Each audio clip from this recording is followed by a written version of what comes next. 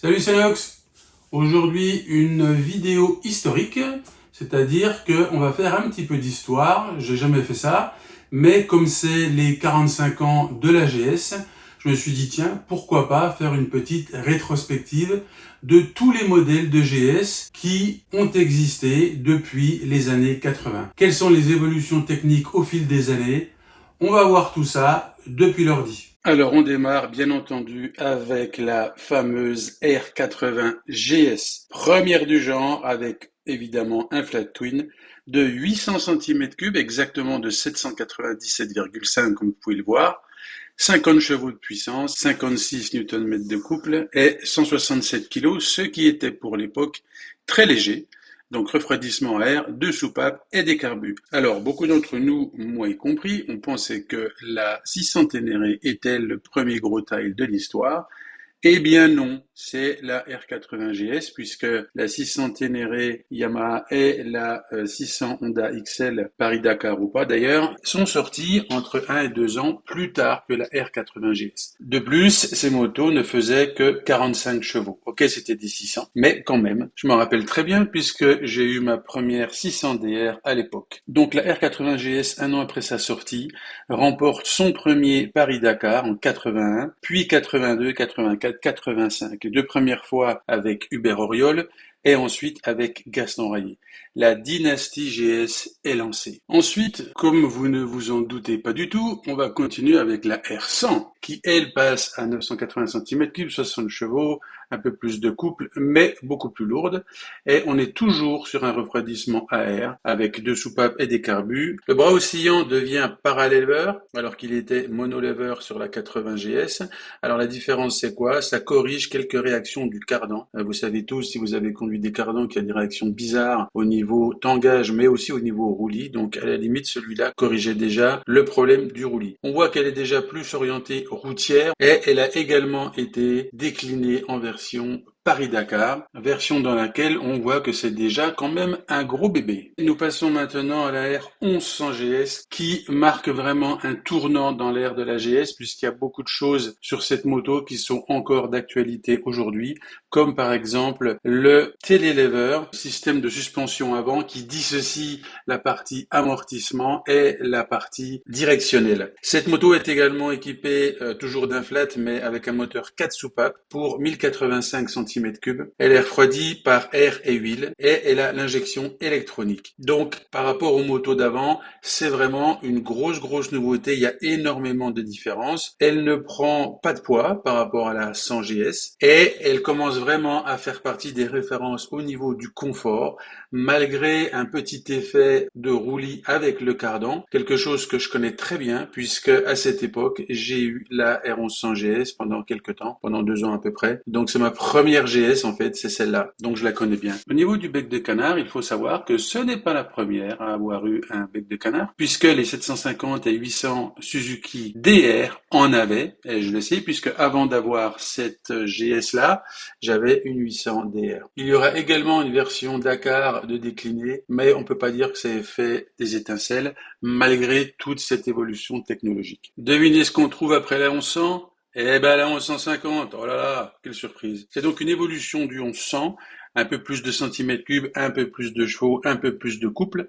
La boîte passe à 6 rapports et son design à double optique asymétrique devient un icône. Cette signature optique tant décriée par les uns et tant adorée par les autres. Elle est par contre plus lourde puisqu'elle fait 220 kg à sec toujours, ce qui en fait la moto la plus lourde dans la famille des GS. C'est également l'arrivée de version Adventure en parallèle de la version standard pour les grands voyages, comme vous le savez, avec réservoir agrandi, protection renforcée, kit de valise, etc., etc.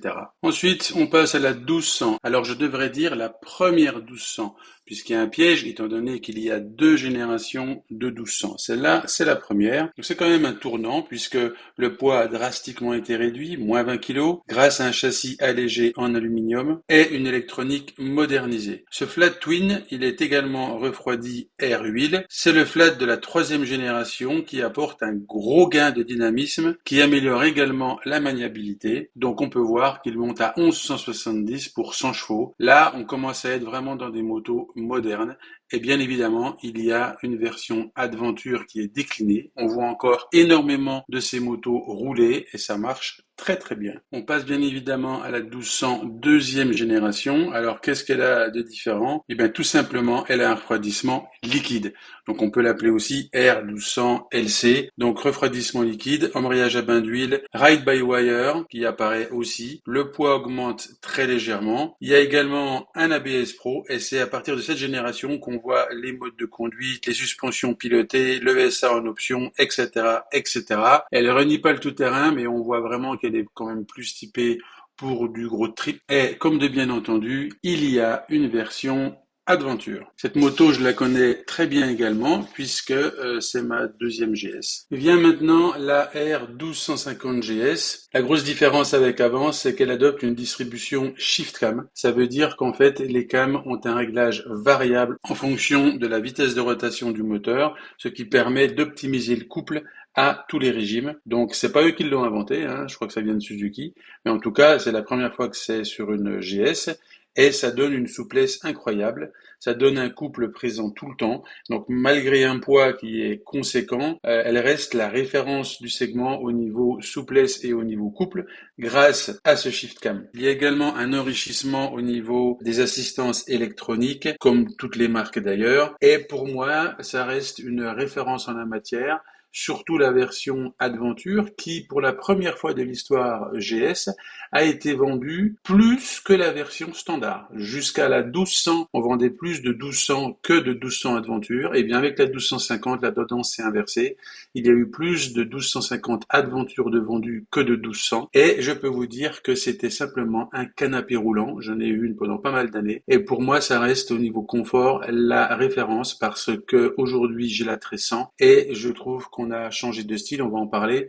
C'est plus la même chose. Pour moi, l'âme de la GS s'est arrêtée avec la 1250. C'est un avis qui est strictement personnel. Vous ne le partagez peut-être pas, mais j'ai pas de problème avec ça. Chacun ses goûts. En ce qui me concerne, c'est très clair que cette 1250, c'était pour moi le top. Et on arrive à la dernière de la famille, la R1300 GS. Donc nouvelle génération, un petit peu plus de centimètres cubes, de chevaux, de couple, etc., etc.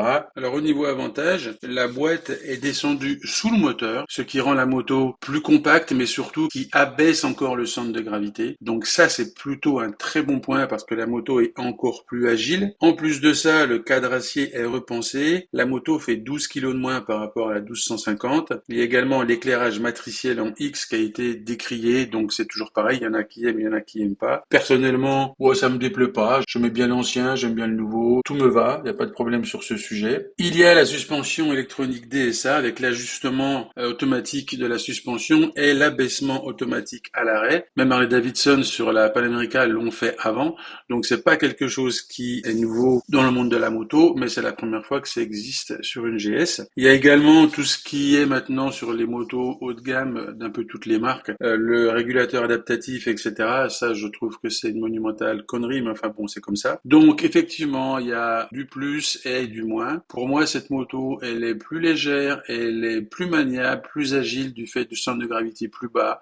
Elle est plus péchue, plus dynamique. Ok, tout ça, c'est ce qui va bien. Elle freine, elle fait tout ce qu'on veut. Par contre, au niveau du confort, ça n'a rien à voir avec la 1250. C'est une moto qui est, on va dire, entre un trail routier et un roadster, malgré son look. Et donc, en fait, on a un petit peu perdu l'âme de la GS, c'est mon avis strictement personnel. Et j'ai également essayé la version Adventure en boîte auto. Alors, la boîte auto, j'en reparlerai quand la KTM sortira, puisque ce sera encore une autre façon de faire. On aime ou on n'aime pas, il y a des boîtes auto qui sont bien, il y a des boîtes auto qui sont moins bien. Il faut savoir qu'il existe 4 technologies. Il y en a une chez Honda qui est le DCT. Il y en a une chez BMW qui est l'AMT. Il y en a une chez Yamaha qui est, je sais pas comment on l'appelle, mais en gros, c'est un shifter électrique.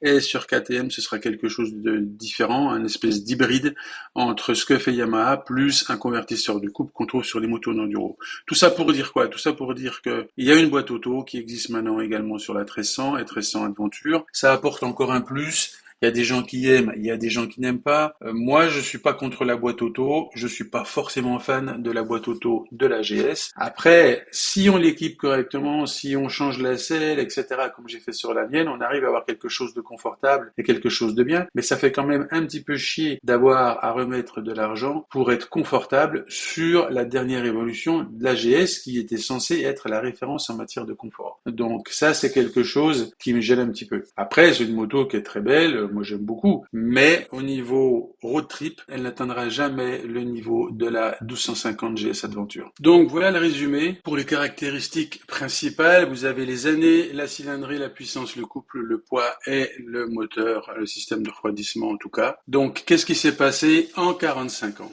La cylindrée a été augmentée de 63%, ce qui n'est pas tout à fait dément, hein, c'est très raisonnable. La puissance plus 190%, bon là on commence quand même à voir une grosse différence. Et le couple plus 166%, qui pour moi est la chose la plus importante. Et c'est vrai que la GS 1300 a du couple. Donc on voit ici 45 ans d'histoire de la GS. Voilà, j'espère que cette vidéo vous a plu, vous a peut-être appris des choses ou vous a rappelé des souvenirs. En tout cas, ça m'a fait plaisir de faire ce petit retour en arrière, je trouve ça toujours intéressant. Et en attendant la prochaine vidéo, d'ailleurs, je ne vous le redis pas, vous le savez, un petit abonnement, un petit pouce et un petit commentaire, ce serait super pour la chaîne. Sur ce, je vous souhaite une bonne journée.